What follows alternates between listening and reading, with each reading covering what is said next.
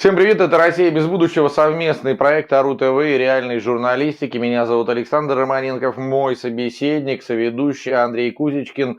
Оба мы русские люди, но так получилось, что находимся по разную сторону границ, поднимаем вопросы, поднимаем проблемы, которые в принципе интересуют русскоговорящих людей. Неважно, кто вы по национальности, если Россия – это ваша родина, большая, малая, неважно. Если вас интересует то, что происходит в нашей стране, то, что творится с нашими соотечественниками, то вы правильно сделали, что подключились к нашему эфиру. Привет, Андрей. Да, Александр, привет и привет все наши телезрители.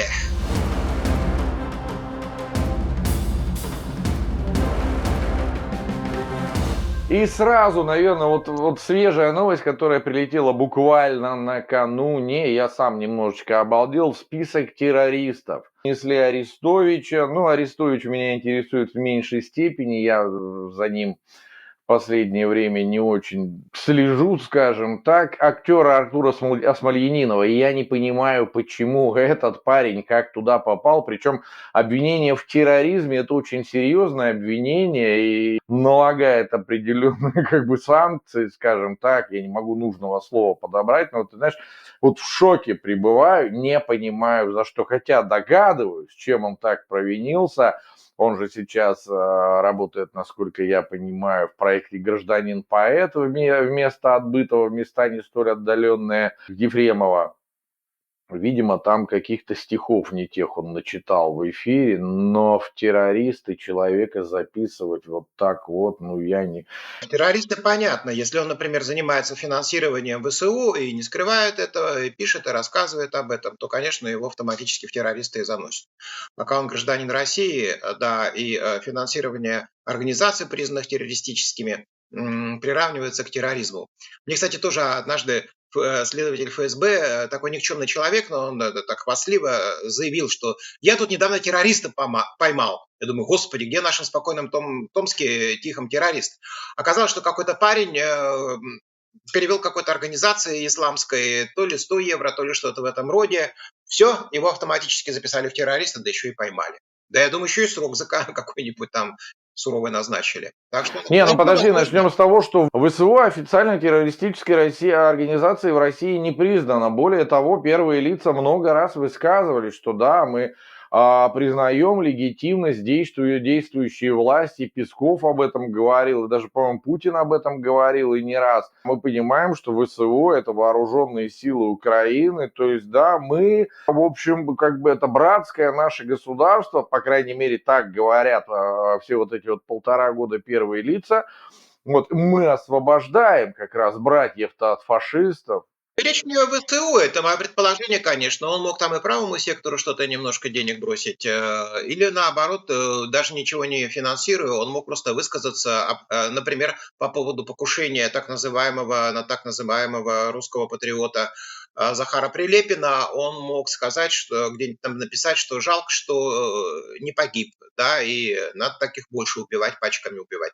Все, а этого достаточно для того, чтобы опять-таки признать человека сторонником террористических организаций. Оправдание терроризма. Все, тяжелейшая статья тоже. Кстати, вот в связи с последними событиями, в связи с тем, что вот клеймят сегодня неугодных россиян по маме и по папе, потому что я, честно, я свое мнение выскажу, я не согласен с тем, что вот этого человека, Смольянинова, записали в террористы, я не понимаю за что, я хочу каких-то объяснений, потому что для меня это действительно замечательный артист, на каком основании. Вот, многие люди попадают в какие-то списки там иноагентов, экстремистов, нежелательных организаций. Ну вот, эти списки ширятся, полнятся с каждым днем, с каждой неделей, с каждой пятницей. В связи с этим, вот какое к ним будет отношение на Западе, как ты думаешь, вот в том же Евросоюзе? То есть вот этого Смольянинова теперь и в Евросоюзе тоже будут преследовать как террориста, или там есть какие-то варианты? Я вот хочу это понять, потому что, насколько я понимаю, он как раз сейчас в Европе находится. Да, но дело в том, что, а, разумеется, если через систему Интерпола объявят Самолининова в розыск как террориста, то, естественно, Интерпол должен, изучив все документы, или дать им ход, или, наоборот, отказаться. Поэтому, конечно, Интерпол старается быть подальше от политики. и принимать достаточно справедливые решения. Поэтому я думаю, что если даже начнут его разыскивать, вряд ли Интерпол это дело против Смольянинова возбудит и будет его задерживать в одной из стран Евросоюза. А вот в какой-нибудь другой стране, типа Армения, все может быть. Все может быть. По заявке до Следственного комитета России его могут и задержать.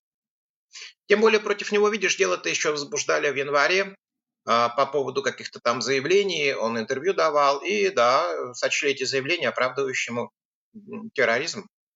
Я не удивлюсь, что и Артемия Троицкого, нашего музыкального критика, тоже террористом скоро объявят. Страна парадоксов. Так и живем. Ничего удивительного. И я не понимаю тогда, с какой целью это делается, для чего. То есть, ну, человек за границей, его, получается, в любом случае уже не достать. А мы только что, да, с тобой пришли к выводу, что Интерпол, он, в общем, в политические вещи не лезет. Да я и не думаю, что прямо они пристально начнут его искать, даже если сделают вид, что начали искать. Для Нет, чего это вид делать не делается? будут, они Для сразу скажут, кого? что или ищем, или не ищем. Нет, это понятно для чего, потому что против человека могут, его заочно могут арестовать, против него могут возбудить, ну, против него уже возбудили уголовное дело, и заочно его судить, и заочно его приговорить. А приговор включает в том числе арест там, банковских счетов, конфискацию имущества и все такое прочее. Очень неприятные вещи. Поэтому если у Смольянинова все это вот осталось, имущество и счета в России, то, естественно, все это может быть конфисковано, обращено в доход государства. Не, ну я понимаю, когда в отношении политика такое происходит, я понимаю, даже когда прессуют оппозиционных политиков, Алексея Анатольевича Навального, когда прессовали, я понимаю, тут идет политическая борьба, да, в принципе, такая политическая борьба, ну, может быть, не совсем такая, но она происходит в любом государстве, всегда тот человек, который при власти, он так или иначе будет использовать административный ресурс в давлении на своего оппонента, это политика, чистой воды политика. Но когда начинают преследовать артистов, там не только Смольянинова, но Пугачева ушат грязи уже вылили. Какая-то не пойми кто, прости господи, Симоньян. Все говорит, да если это шваль сюда приедет, я уйду с канала РТ. Ты кто такая? Хочу я спросить. Какого ты себе позволяешь называть Пугачеву швалью? Кто ты? И кто Пугачева? Это вообще так или иначе, это публичные люди, у которых есть аудитория, которые эту аудиторию заслужили, именно заслужили уважение этой аудитории. Долгие годы все это происходило. Ну вот, и вдруг сегодня, мне кажется, это наоборот должно работать как-то в минус тем людям, которые устраивают вот эту вот травлю на ту же Ахиджака, вот уже грязью поливают, тоже какие-то непонятные персонажи, там, которым даже до Симоньянта еще как до Китая раком. Ну, вот сидишь на все на это смотришь, но так или иначе это народная артистка СССР. То есть СССР, когда она стала народной артисткой СССР, некоторые не были даже мутными каплями на концах своих отцов. Они знать не знают, что такое СССР. Это не Россия. Россия была всего лишь частью СССР. Это была огромная, гигантская империя, которая, ну, в общем, посерьезнее Российской Федерации много больше была. И как бы, вот, я вот это не понимаю. И мне кажется, действительно работает в минус. И в первую очередь это бьет по их же хозяевам, которые сидят в Кремле, и в первую очередь, конечно же, бьет по репутации Путина. Как мне кажется, даже его сторонники после таких разговоров начинают от него отворачиваться. Ну вот у меня складывается такое впечатление. А я как историк просто вижу в путинском режиме реплику сталинских времен, и тогда вот эти вот народные забавы «Затрави героя», они же были очень популярны. Как раз если бы начинали прессовать, там сажать, критиковать какого-то малозаметного неизвестного человека, чиновника или актера провинциального театра, никто бы этого не заметил. А такая система всегда хорошо работала, когда для травли выбирали человека очень известного, крупную персону, и потом начиналось Ахматов, Зощенко, Пастернак, это только люди культуры, Михаэлс, которого вообще убили, и все такое прочее. Ну вот оно все и повторяется. То есть это вот, да, это гладиаторские бои, хлеба и зрелищ, хлеба мало, зрелищ надо больше, война уже всем надоела, никто уже смотреть и слушать этих экспертов не хочет. Ну вот тогда пошли, называется, вглубь. По сути дела, реставрировали, воспроизвели вот эту вот модель травли, когда выбирают знаменитого известного человека и под улюлюканье, под гиканье, ложь распространяют, и грязь, и дискредитируют как угодно.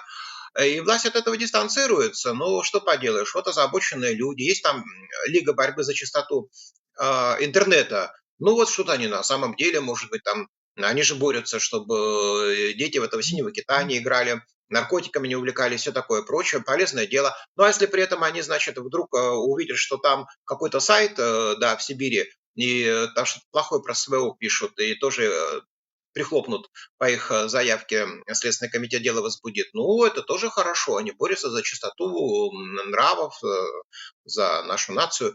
И поэтому, да, не случайно, что вокруг себя тогда власть начинает тоже корпорацию создавать так называемых патриотов из числа артистов. Это было при Гитлере, это было при Сталине, и сейчас это то же самое сформирована корпорация при Путине. Имена мы этих знаем.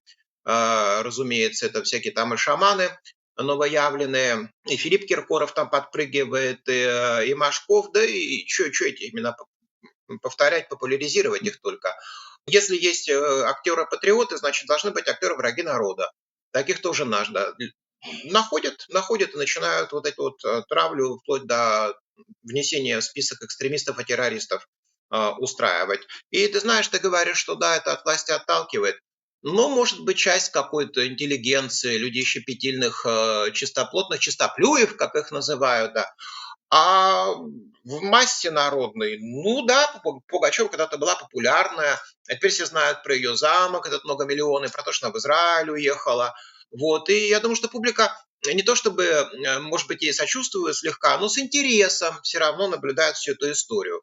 А там же очень изобретательно работают. Песков подошел на похоронах, поцеловал, значит, Пугачевой руку, тут же бросили информацию, что после этого Пугачева заявила, что у нее часы Хубло пропали за 26 тысяч. И люди веселятся, это все обсуждают. И опять-таки, то ли это в плюсы работает, а то ли и в минус это работает. Да? Скажет, ну, это понятно, что это фейк. А кто-то подумает, что баба из ума, что ли, выжила. Да? Пескова обвиняет в том, что у нее часы украл, пока целовал руку. И всем это очень интересно, это все очень увлекательно. Ты говоришь, минус. Не знаю, не знаю. Мне кажется, вот эта вот простая модель Не, ну вот ты Глеба там смотри, это, Зеленского во-первых, мне работает. кажется, что очень некорректное сравнение. Я часто в последнее время его слышу, когда начинают сравнивать Сталина и Владимира Владимировича. Очень некорректное сравнение, как мне кажется. Ну, хотя бы потому, что, да, вот там ты тоже произнес такую фразу «затрави героя». Как мне кажется, в любом бою бойцы, они должны быть, наверное, в одной весовой категории, да. Во времена Сталина такие вот противоборствующие стороны, они, наверное, все-таки были достойными противниками, они действительно находились в одной весовой категории. С одной стороны, государство, которое каким-то образом заботилось о своих гражданах, которое каждый день добивалось каких-то побед, которое там создавало какие-то действительно рывки и прорывы случались чуть ли не ежедневно. И по другую сторону там заслуженный или там народный какой-то любимец. Тут действительно две равнозначные, да, равнозначное такое противостояние, равнозначные такие фигуры. А в данном же случае, ну, ты знаешь, я просто смотрю, и я не вижу, что сегодня халуи режима могут вообще противопоставить. Я буквально сегодня вот выдал в эфир программу, где обратил внимание, я не знаю, видели вы, не видели, там у пропагандистов настолько все плохо с позитивной повесткой, что там Киселев в прошлые, по-моему, выходные на полном серьезе хохотали всем госдепам, рассказывал о том, как Путин, говоря о жителях, значит, ЛНР и ДНР, употребил слово там про старые автомобили, по-моему, речь шла, и он употребил слово не старый, а сказал старенький. И вот Киселев вот на этой волне раскачал аж целую историю, что обратите внимание, вот этот суффикс «еньк», он как бы делает обращение Путина теплым по отношению к этим людям, что это вот он не просто сказал старенький, а не старый, он как бы вот выразил таким образом свою любовь, свою расположенность к нему. Целый сюжет они там раскачали, хрен знает, минут 15 эфира на это дело убили, мы ухахатывались тут все. То есть, ну, представляешь, настолько все, видимо, хреново, если уже на вот такую ахинею Киселев на Ну, главном дефицит, информационном да, дефицит канале страны. новостей, конечно, дефицит Видимо, позитивной совсем все плохо. информации, да. Так нахрена вы делаете это, чтобы вообще позитивной повестки никакой не Но было? почему они Вы же сумели сами это сделать? создаете эту ситуацию, когда Сумели, я думаю, что позитивную повестку сформировать. Все-таки, видишь, на парад Победы 78-й годовщины в Москву-то приехали все восточные сатрапы, да, из бывшего Советского Союза. Практически все приехали. ну, ты же понимаешь, зачем они приехали, да? Ну, давай, если кто-то не понимает, давайте я объясню, зачем эти президенты туда, бывших стран СНГ, приехали. Во-первых, да, они двух зайцев пытались убить. Заяц номер один, он такой маленький, худенький, что называется, для толпы. Помнишь, может быть, ну ты-то помнишь, в 90-е годы, начну издалека просто, были такие бандитские группировки, состоящие из спортсменов, которые, в принципе, по большому счету, к криминальным структурам никакого отношения не имели.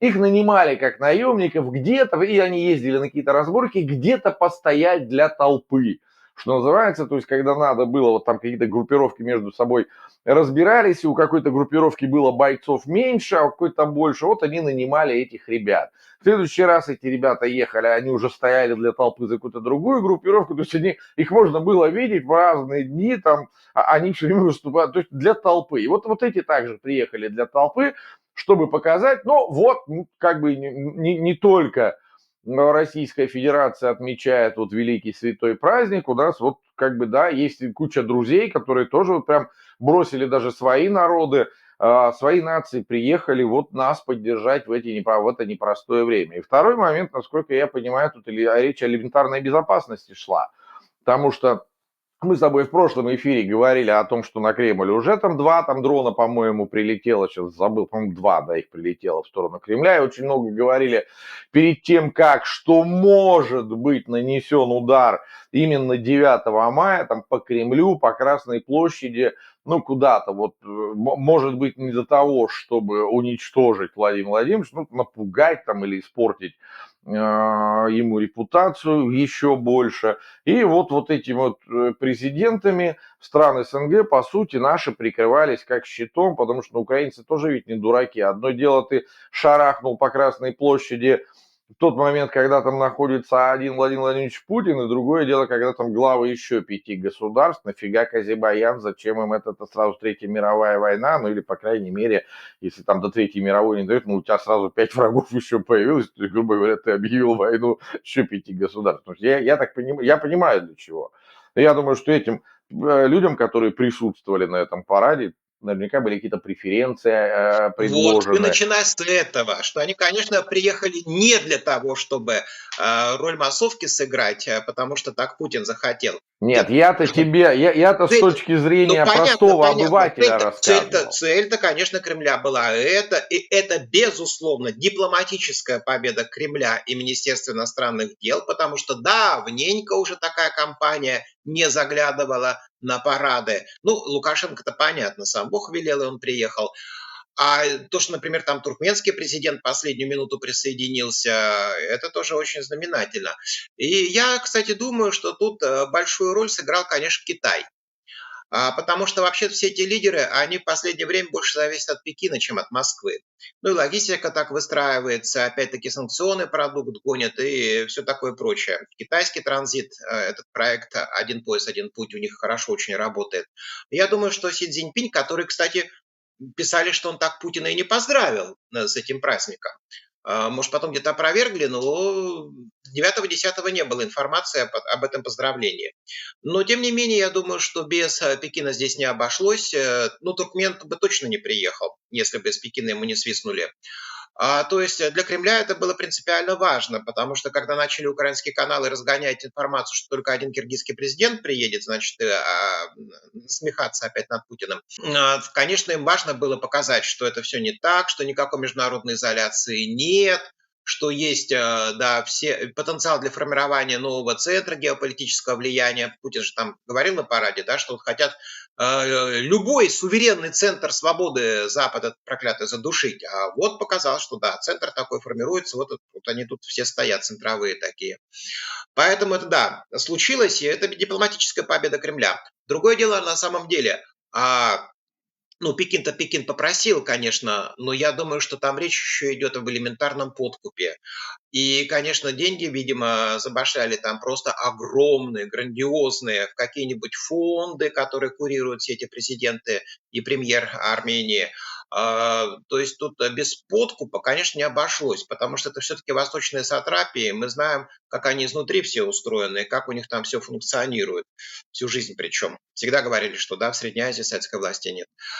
И, само собой, но самое интересное, что, тем не менее, парад прошел за 45 минут и проехал один танк. То есть даже вот этот такой богатый пиар не смог, то есть форма получилась, ну, такая яркая, привлекательная, убедительная. О, стоят там лидеры государств, приехали. А вот зато, если мы анализируем, а что там внутри было, из чего этот парад состоял, и вот за 45 минут, когда он начался и закончился, и авиашоу не было, и один танк проехал Т-34 из музея, вот это как раз показало глубокую, реальную деградацию российских вооруженных сил. Кто даже еще сомневался и думал, что, наверное, все-таки, да, Путин же он такой умный, хитрый, он где-то там что-то припрятал. Вот, он потом Кузькину мать-то вам покажет. А тут получилось, что даже на парад выгнать некого. То есть они все, видимо, уже бросили туда, в Украину и да, на Донбасс.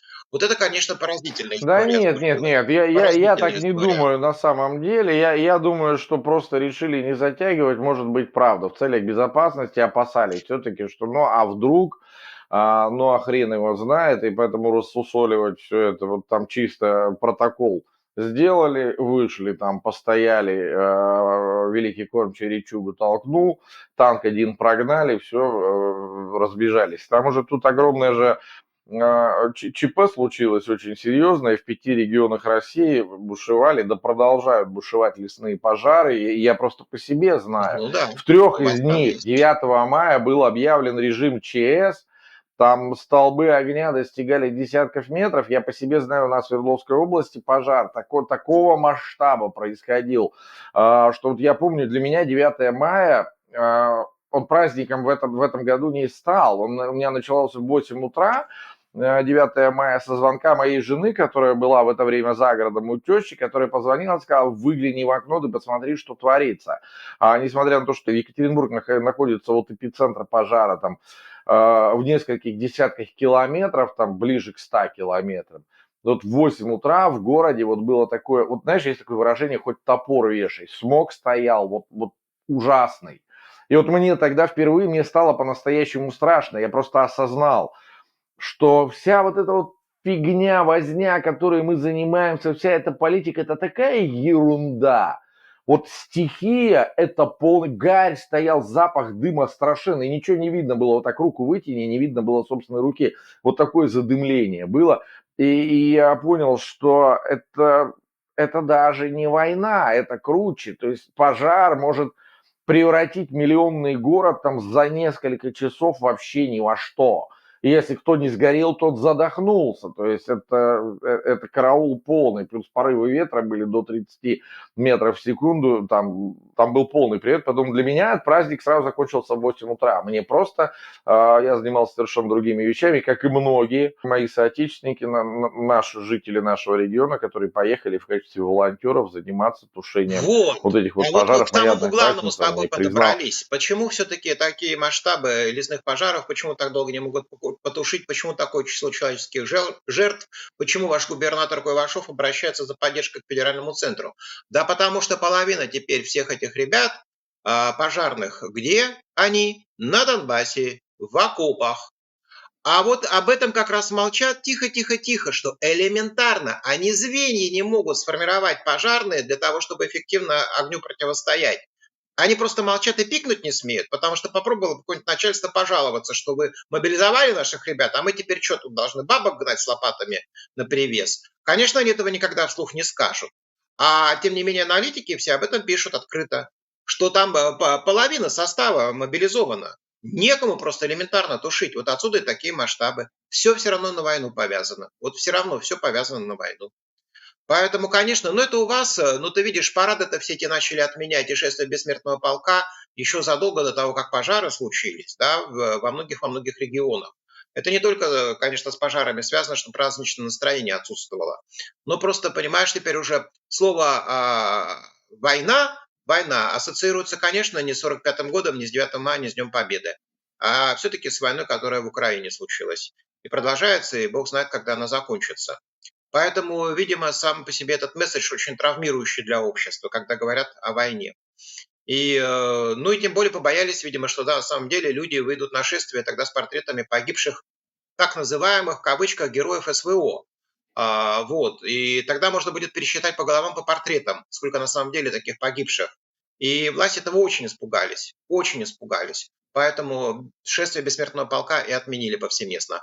Ну, а потом уже и парады подтянулись, потому что, да, это опять-таки показать убогость всю. Военной техники нет, людей, которых можно было под ружье поставить, промаршировать, практически не осталось. Поэтому все или в урезанном виде, высеченном прошло все, и просто отменили. Вот это и опять получается парадокс просто ну, великолепный в своем философской глубине, что ради как раз того, чтобы, значит, сохранить память о победе, вроде как Путин начал эту войну по денацификации, демилитаризации Украины, но следствием этого стало то, что угробили как раз этот праздник. Ну супер! Хотели его сделать наоборот, в века вписать величие и подвиг. Угробили, полностью угробили. Раздрай в общественных настроениях колоссальный, особенно в Европе по этому поводу. Ну и в России не легче. Там и стихи такие антивоенные потоком пошли гулять по социальным сетям. Конечно, это просто страшно, что случилось с нашей историей, с нашей исторической памятью. Путин там такую дыру пробил, что туда вывалится все от России, от российской истории, ментальности, культуры, которая веками формировалась, может ничего не остаться. А за этим уже последует развал России. Вот и все. Поэтому мы с тобой не случайно эту тему обсуждаем. Россию без Нет, я будущего. все-таки, я думаю, что развала России никто не допустит, в первую очередь, это мировое сообщество не Ну допустит, да, много да, раз об да, этом но Путин говорили. делает все, Но, чтобы это ну, случилось, понимаешь? Путин делает все, чтобы это стало реальностью. Исключительно его заслуги. ну, а предлагаю о развале уже поговорить в следующих выпусках. Это была «Россия без будущего». Спасибо, что были с нами. Пишите, звоните, телеграфируйте, оставляйте комментарии, предлагайте темы. Меня зовут Александр Романенков. По ту сторону экрана Андрей Кузечкин. Удачи вам, любви и терпения. Все, пока. Пока.